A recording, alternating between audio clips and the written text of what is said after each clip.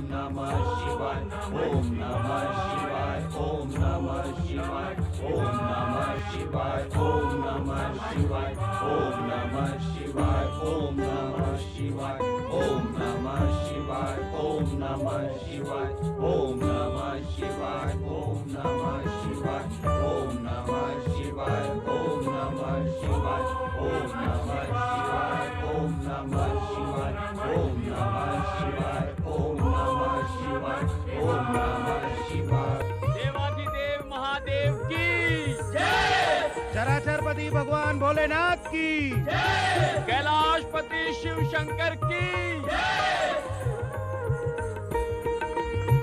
कैलाश स्वामिनी पार्वती आज दिखाई नहीं पड़ रही है नंदी।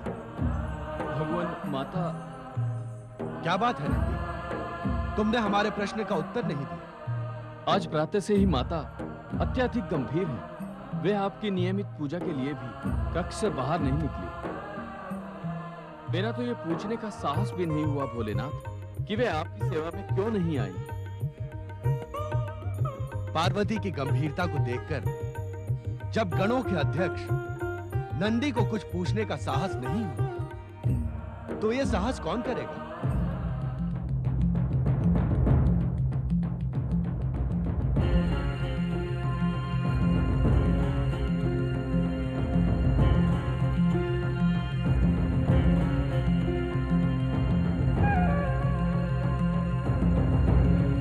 अर्थात शिव के गणों में इतना भी साहस नहीं कि वो अपनी स्वामिनी की गंभीरता का कारण जान सके। किंतु हमें तो देवी पार्वती की गंभीरता का पता लगाने का साहस करना ही पड़ेगा। शक्ति स्वरूपा देवी पार्वती की गंभीरता किसी नवीन घटनाक्रम का संकेत दे रही है। जय शिव शंकर, जय शिव शंकर, जय शिव शंकर।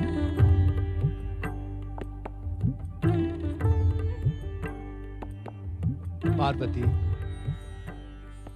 शक्ति स्वरूपा देवी पार्वती,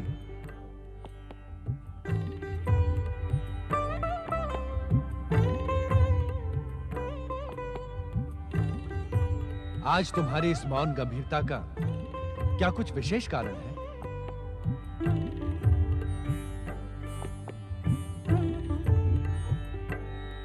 हमें ज्ञात है देवी पार्वती, तुम यही सोच रही हो कि जब हमें कण कण का ज्ञान है तो तुम्हारे मन की बात हमें कैसे ज्ञात नहीं? तुम शक्ति स्वरूपा हो देवी पार्वती, एक श्रेष्ठ नारी के समस्त गुणों से तुम विभूषित हो। ज्ञात है पार्वती, नारी का एक विशेष गुण होता है, नारी के मन का रहस्य। नारी के मन के रहस्यात्मकता समझने में विधाता भी भूल कर बैठता है।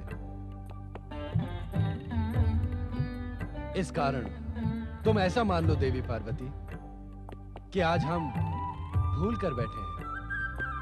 हमें वास्तव में तुम्हारी मौन गंभीरता का कारण ज्ञात नहीं। नारी के मन का रहस्य समझने में विधाता अवश्य भूल कर सकता है, किंतु आप नहीं। कारण? इस सृष्टि के समस्त कारणों के कारण तो आप हैं। इसी कारण आप भूल करें, ये असंभव है।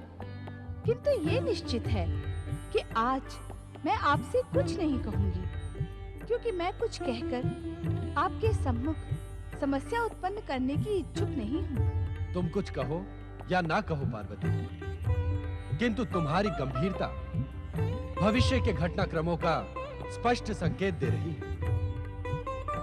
और जहां तक तुम्हारी समस्या का प्रश्न है, तो तुम्हारी हर समस्या का समाधान है गगन विहार।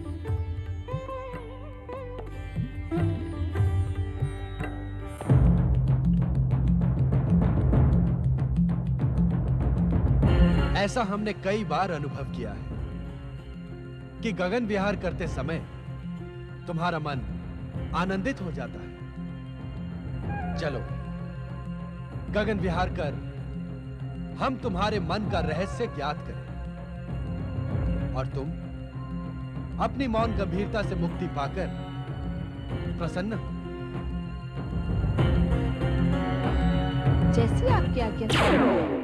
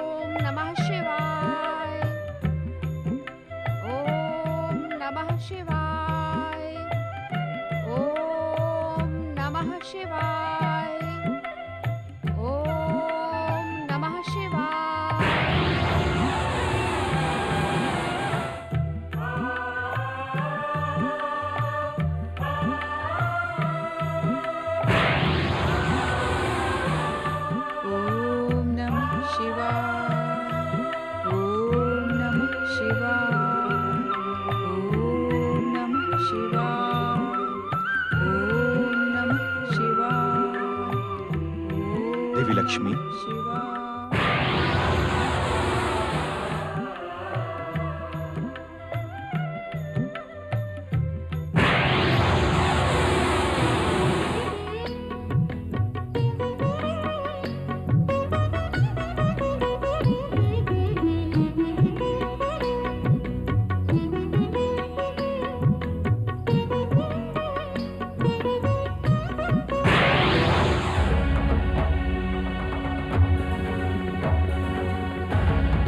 देवी पार्वती,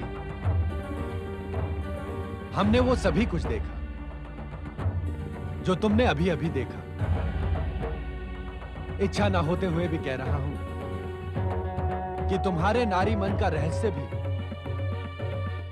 हमसे अज्ञात नहीं है। आपने क्या ज्ञात किया स्वामी? वो सभी विचार जो तुम्हारे मन को उद्विग्न कर मौन रहने पर विवश कर रहे हैं। कौन से विचार?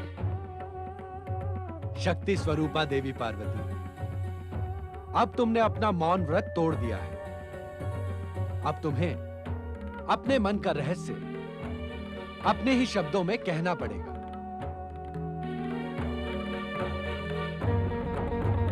कहो, क्या इच्छा है तुम्हारी? स्वामी, कब तक मुझे कैलाश के हिम पाषाणों के बीच तपस्विनी की भांति रहना होगा? क्या मेरे जीवन में आनंद का कोई मूल्य नहीं?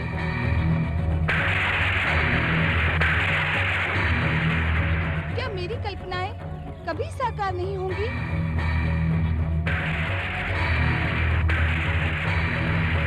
क्या मेरी आकांक्षाएं प्रारंभ से ही उद्देश्य विहीन हैं?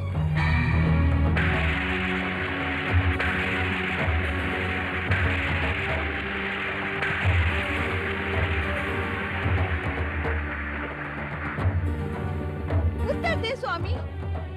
आपके भक्तगण आपको त्रिलोकीनाथ कहते हैं।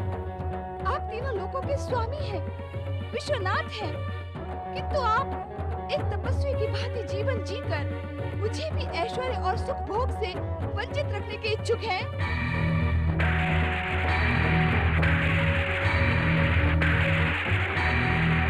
श्री हरि विष्णु का वैकुंठ, श्री ब्रह्मदेव का ब्रह्मलोक, देवराज इंद्र का स्वर्गलोक, इस संसार के समस्त ऐश्वर्य तथा सुख साधनों से परिपूर्ण है। फिर मुझे क्यों पाषाण कंदरा में जीवन व्यतीत करना पड़ रहा है? उत्तर दे स्वामी, उत्तर दे। ऐसा प्रतीत होता है कि पर्वतराज हिमालय की राजकन्या रहकर भी महलों की भव्यता, मोहकता, ऐश्वर्य और सुखभोग से तुम्हारा मन संतुष्ट नहीं हुआ। पार्वती, तुमने क्या सोचकर हम जैसे भभूतधारी बैरागी से विवाह करने का हठ ठाना था? क्यों हमें प्राप्त करने के लिए कठोर तपस्या की थी? क्या यह सत्य नहीं कि महलों की लालसा अब भी तुम्हारे मन में शेष है? इस सत्य को मैं स्वीकार नहीं कर सकती स्वामी, किंतु क्या विश्वनाथ का महलों में रहकर ऐश्वर्य से सुख भोग करते हुए जीवन व्यतीत करना अनुचित है? हाँ देवी पार्वती, विश्वनाथ के लिए ऐश्वर्य और सुख भोग अनुचित है। किंतु क्यों? क्योंकि इस सृष्टि के प्रथम दिन से यह संसार हमें त्याग, तपस्या, वैराग्य और ध्यान का मूर्तिमान आदर्श मानता है। उस दिन का स्मरण करो पार्वती, जब संसार समुद्र मंथन से निकले बहुमूल्य रत्नों को पाकर प्रसन्न हो रहा था, किंतु तुम्हारा शिव हलाहल विष को कंठ में धारण कर संतुष्ट हो गया। तुम उस दिन को भी नहीं भुला सकती पार्वती, जिस दिन स्वर्ग से पतित पावनी गंगा पृथ्वीवासियों को मोक्ष प्रदान करने अपनी तीव्र गति से पृथ्वीलोक की ओर चली। तब पृथ्वी पाताल के रसातल में ना पहुंच जाए, इस कारण हमने उसे अपनी जटाओं में धारण कर लिया। आपका हर कार्य आदरणीय है, पूजनीय है। आपके त्याग, तपस्या और वैराग्य पर मुझे गर्व है। आपको पति रूप में पाकर मुझ दासी का जीवन सफल हो गया। वास्तव में मेरी अब कोई इच्छा शेष नहीं है।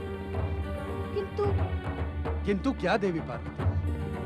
किंतु मनोरंजन तथा परिवर्तन की दृष्टि से मेरा विचार अनुचित तो नहीं है ना? प्रश्न यदि परिवर्तन तथा मनोरंजन का ही है तो हमें कोई आपत्ति नहीं, किंतु तुम्हारा विचार ईर्ष्यावश उत्पन्न हुआ है। ईर्ष्यावश? हाँ पार्वती, वैकुंठ लोक, ब्रह्मलोक और स्वर्गलोक को देखकर ही तुम्हारे मन में महलों में रहने का विचार जन्मा। विचारों की इस प्रेरणा को ईर्ष्या का नाम ही दिया जाएगा पार्वती, किंतु इसमें दोष तुम्हारा नहीं है, दोष है इस नवयुग के परिवर्तन का। अर्थात? हाँ पार्वती, सतयुग के पश्चात अब त्रेता युग प्रारंभ हो रहा है। इस युग में पुण्य के साथ ही पाप भी अपनी उपस्थिति दिखाएगा। पाप और ईर्ष्या का परिणाम शुभ नहीं होता। संसार के मन में मंगलकारी, कल्याणकारी, शुभ विचारों के आदर्श को जगाने वाले शिव की पत्नी अशुभ परिणामों से भयभीत क्यों हो? यदि ऐसा है तो हम तुम्हारी इच्छा अवश्य पूर्ण करेंगे, किंतु इच्छा पूर्ति पर परिणाम के विषय में हमें दोष न देना। मैं आपको दोष देने का साहस कर भी कैसे सकती हूँ स्वामी? किंतु क्या ये सत्य है कि आप मेरी इच्छा पूर्ण करेंगे? अवश्य, कहो क्या इच्छा है तुम्हारी? मेरी इच्छा है कि किसी एकांत द्वीप पर हमारी भव्य स्वर्ण नगरी हो। उस स्वर्ण महल के बीचों बीच हमारे अति भव्य स्वर्ण प्रासाद में आप त्याग, तपस्या और वैराग्य को छोड़कर एक कल्पनाशील प्रेमी की भांति मेरे साथ जीवन व्यतीत करें। उस प्रेममय रसपूर्ण वातावरण में रहकर इस संसार की समस्त चिंताएं हम भूल जाएं। तुम जिस कल्पना लोक में खो गई हो, हम उसे अभी प्रकट किए देते हैं।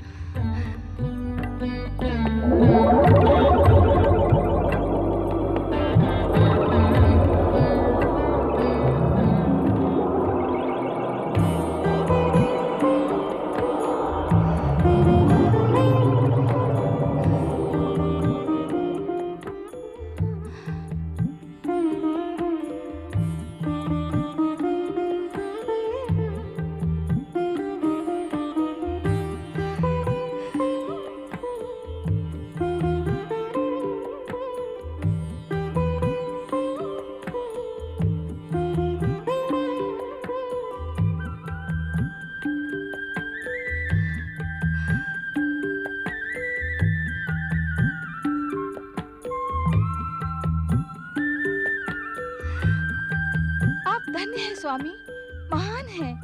आपका ये निर्माण मेरी कल्पना का साकार स्वरूप है। आपने मेरी इच्छा पूर्ण कर मुझे धन्य कर दिया स्वामी। चलें, वहाँ चलकर निवास करें। देवी पार्वती, जिस प्रकार शक्ति के बिना शिव शव है, उसी प्रकार शिवगणों के बिना शिव अपूर्ण है। उन्हें यहाँ बुला लेना ही उचित होगा। जैसी आपकी इच्छा स्वामी।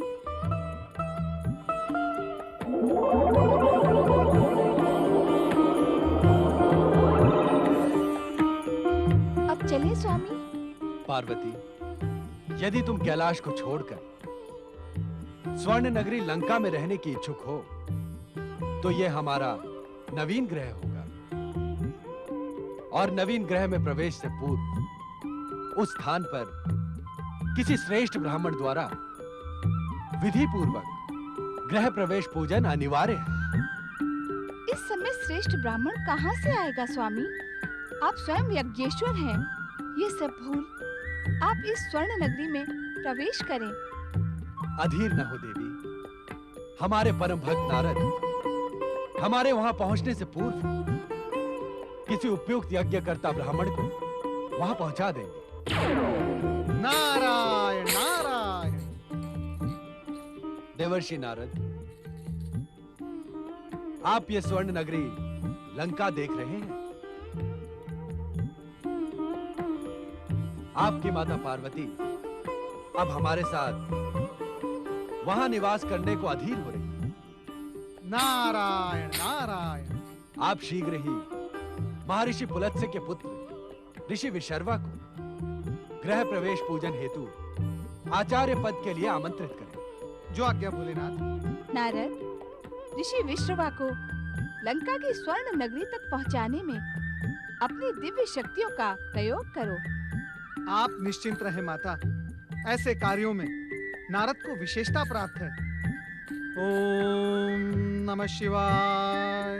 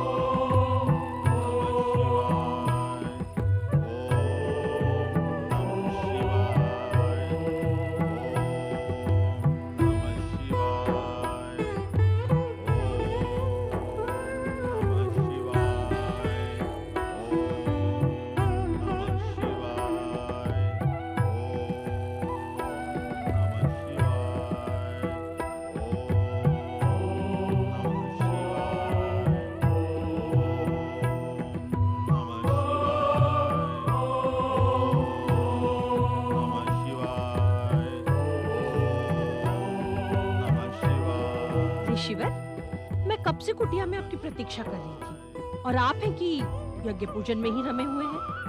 ओम नमः शिवाय। ऋषिवर, क्या मुझे नित्य आपकी प्रतीक्षा में ही तड़पना पड़ेगा? क्या आपने मेरी भावनाओं को आहत करने के लिए मुझसे गंधर्व विवाह किया था?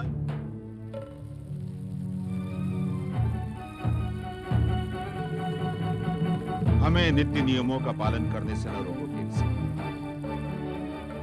हर कार्य का एक उपयुक्त समय होता है। यज्ञ पूर्ण होते ही हम आपके समीप पहुंच जाएंगे। मैं दैत्यराज सुमाली की पुत्री दैत्यनी केकसी हूँ, केकसी। और प्रतीक्षा करना हम दैत्यों का स्वभाव नहीं होता। दैत्यराज सुमाली की पुत्री अब ऋषि विशर्वा की पत्नी है। उसे अपने स्वभाव में धैर्य लाना ही होगा। असंभव। हम दैत्य अपना मूल स्वभाव कदापि नहीं छोड़ सकते। आपने विवाह करते समय मुझे वचन दिया था ऋषिवर कि आप सदा मेरी इच्छा का सम्मान करेंगे। हम आज भी अपने वचन पर अटल हैं केकसी, किंतु शिव आराधना की मूल्य पर नहीं। अर्थात आप वचन भंग करने वाले पाखंडी हैं, पाखंडी। केकसी, नारायण नारायण सप्रेम नमः शिवाय ऋषिवर। नमः शिवाय। अहो भाग्य जो ब्रह्मा जी के मानस पुत्र देवर्षि नारद ने यहाँ पधारने की कृपा की। पधारे देवर्षि। संभवतः आपने मुझे पहचाना नहीं देवर्षि नारद। मैं ऋषि विश्रवा की पत्नी केकसी हूँ। नारायण नारायण। दैत्यराज सुमाली की पुत्री देवी केकसी को भला नारद पहचाने में भूल कैसे कर सकता है? तो क्या आप पहचान कर भी उपेक्षा कर रहे हैं? प्रश्न उपेक्षा का नहीं है देवी केकसी, प्रश्न शीघ्रता का है। शीघ्रता का? हाँ ऋषिवर, लंका द्वीप पर निर्मित अपनी स्वर्ण नगरी के प्रवेश पूजन के लिए भगवान भोलेनाथ और माता पार्वती आपकी प्रतीक्षा कर रहे हैं। आप शीघ्रता से वहां चले। शिव के गृह प्रवेश की पूजा मैं भी चलूंगी स्वामी। शिव शिव शिव शिव शिव शिव शिव शिव शिव। यज्ञ पूजा में इस दैत्यानी का क्या काम है भोलेनाथ? क्या कहा आपने? मैं जो जैसे घट रहा है उसे वैसे ही घटित होने दो नारद। आपने मेरे प्रश्न का उत्तर नहीं दिया देवर्षि। क्या कह रहे थे आप? मैं ये कह रहा था देवी केकसी कि भला ब्राह्मण पत्नी के वहां जाए बिना शुभ काम संपन्न कैसे हो सकता है? मैं ये कह रहा था। नहीं देवर्षि, केकसी हमारे साथ नहीं जाएगी। मैं अवश्य जाऊंगी ऋषिवर, अवश्य। मुझे आप ये बताएं, ये जो आप दिन रात शिव पूजन करते हैं किस उद्देश्य से करते हैं? लोक मंगल के उद्देश्य से। और शिव अमंगल के इच्छुक हैं? अर्थात अभी अभी देवर्षि ने स्वयं कहा कि ब्राह्मण की पत्नी के ना जाने से यज्ञ पूर्ण नहीं होता। तो क्या आप शिव के अमंगल के इच्छुक हैं? अमंगल तो आपके वहां जाने से होगा। क्या कहा आपने? मैं ये कह रहा था देवी केकसी कि अब विलंब करना उचित नहीं, हमें शीघ्रता से वहां पहुंचना होगा। नारायण नारायण। जैसी आपकी इच्छा देवर्षि। चलो केकसी। कृपया एक निवेदन है, आप दोनों हमारी दिव्य शक्तियों के माध्यम से चले। ओम नमः शिवाय। अपवित्र पवित्रो वा सर्वभूतां शिवा यः स्मरेत् पुण्डरीकाक्षं सभायाभ्यन्तरशुचिः।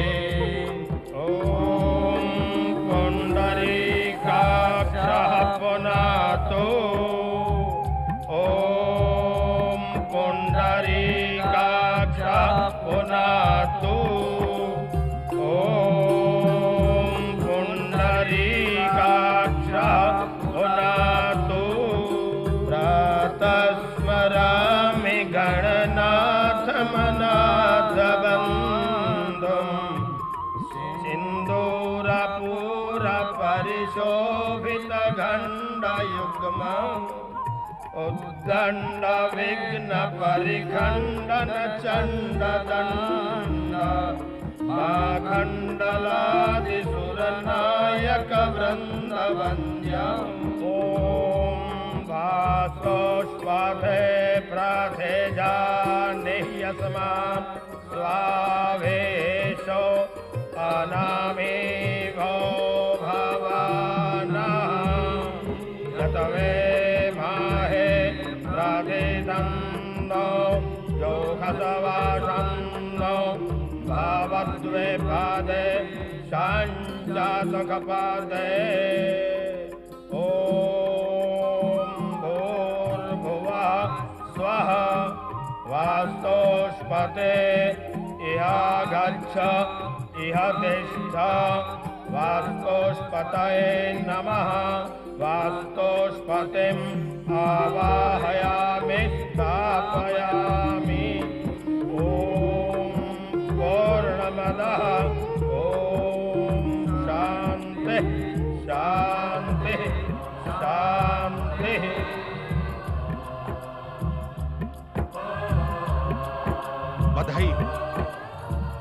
बधाई हो महेश्वर, आपका गृह प्रवेश पूजन पूर्ण हुआ। जय जय शिव शंकर। नवीन गृह प्रवेश पर माता पार्वती आपको कोटि कोटि बधाई हो। बधाई हो, बधाई हो, बधाई हो। आप सभी को इस महान स्वर्ण नगरी की जितनी भी बधाई देनी हो वो सब देवी पार्वती को दे, कारण कि ये नगरी देवी पार्वती की कल्पना का साकार स्वरूप है।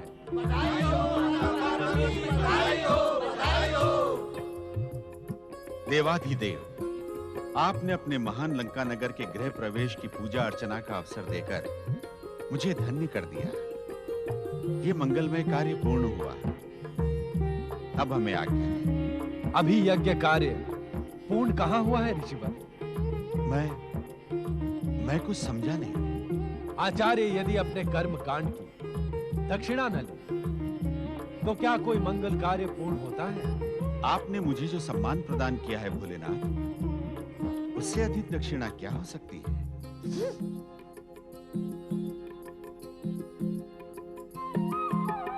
आपका कथन सत्य है ऋषि विशर्मा, किंतु दक्षिणा बिना इस मंगल कार्य का महत्व व्यर्थ हो जाएगा। यज्ञेश्वर शिव की कृपा ही मेरे लिए दक्षिणा समान है। मेरी कोई इच्छा नहीं। ये आप कैसी बातें कर रहे हैं ऋषिवर? इससे अच्छा अवसर जीवन में कभी नहीं आएगा। तुम क्या कहने की इच्छुक हो? इच्छित वरदान को अस्वीकार ना करें ऋषिवर। दक्षिणा तो आपको स्वीकार करनी ही होगी ऋषिवर। दक्षिणा लिए बिना हम आपको यहाँ से विदा नहीं करेंगे। आप शांत रहिए। आपकी ओर से दक्षिणा मैं मांगती हूँ। भोलेनाथ, आप ऋषिवर की ओर से भगवान भोलेनाथ से दक्षिणा मांगेंगी?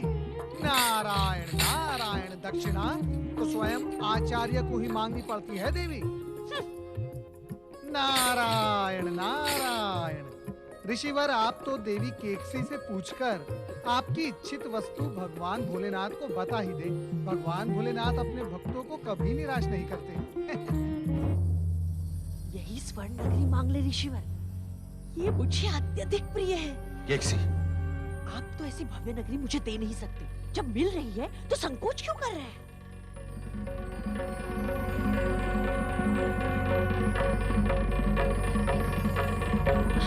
भोलेनाथ, ऋषिवर जो भी मांगेंगे वो आप सहज प्रदान करेंगे। दक्षिणा तो सहर्ष ही प्रदान की जाती है, अन्यथा उसका महत्व शून्य हो जाता है। मांगे ऋषिवर। मांगे ऋषिवर, अब तो मांगे। यही स्वर्ण नगरी मांग लीजिए। भोलेनाथ, यदि आप मुझे इच्छित वस्तु प्रदान करने के ही इच्छुक हैं,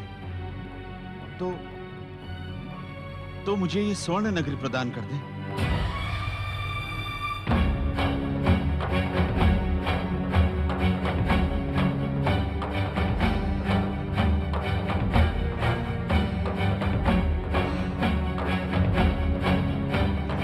तथास्तु।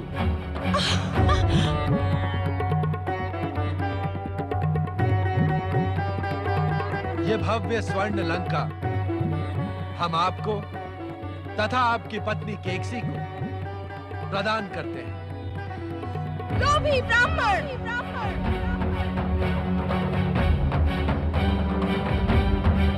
लोभी ब्राह्मण!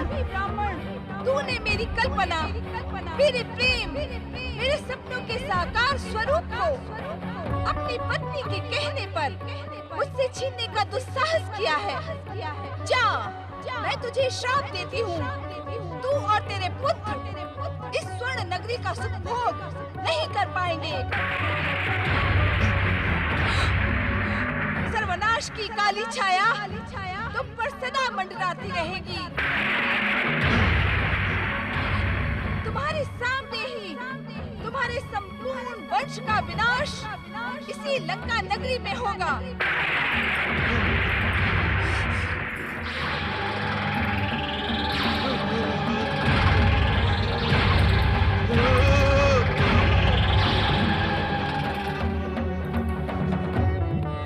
ये तुमने क्या किया पार्वती? दक्षिणा के साथ ही श्राप भी दे दिया। तुमने अनर्थ को निमंत्रण दे डाला है केकसी। शीघ्र यहाँ से प्रस्थान करो, अन्यथा शक्ति रूपिणी पार्वती के क्रोध से हम भस्म हो जाएंगे। किंतु नारायण नारायण, नहीं नहीं ऋषिवर, आपकी इस भव्य स्वर्ण नगरी से आप नहीं, हम प्रस्थान करेंगे। क्यों भोलेनाथ? हाँ नारद, ये स्वर्ण नगरी अब श्रापित नगरी बन गई है। अब यहाँ अधिक ठहरना उचित नहीं है। ब्रह्म शंभवे नमः स्वाहा। ओम देवादिदेवाय नमः स्वाहा। ऋषिवर, ओम मारुद्राय ऋषिवर! नमः स्वाहा। बस सुन ले ऋषिवर, देवी पार्वती के श्राप का कारण मैं नहीं, आप है आप।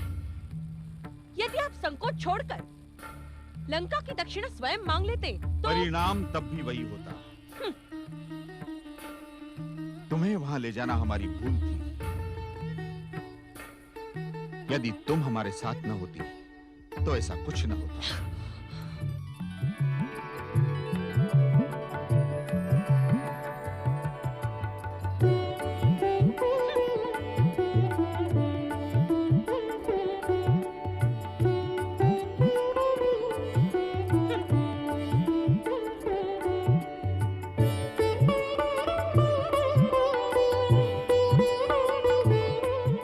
पुत्र कुबेर का पिता के चरणों में प्रणाम। प्रणाम माता। आयुष्मान भव, कीर्तिमान भव पुत्र कुबेर। पिताश्री, मेरी तपस्या सफल हुई, जिसके वरदान स्वरूप मुझे ये पुष्पक विमान प्राप्त हुआ है।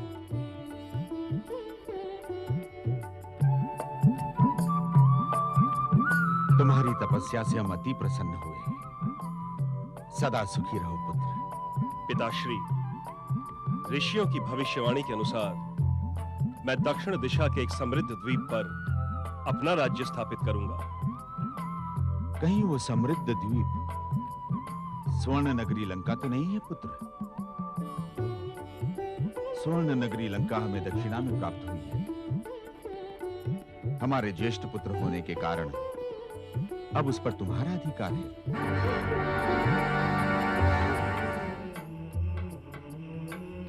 किंतु स्मरण रहे पुत्र, स्वर्ण नगरी लंका देवी पार्वती से शापित हो गई है। आपके आशीर्वाद और शिव भक्ति से श्राप का प्रभाव नष्ट हो जाएगा पिताश्री। ऋषियों की भविष्यवाणी असत्य नहीं हो सकती। ऐसा ही हो पुत्र। जाओ, स्वर्ण नगरी लंका में अपना राज्य स्थापित करो।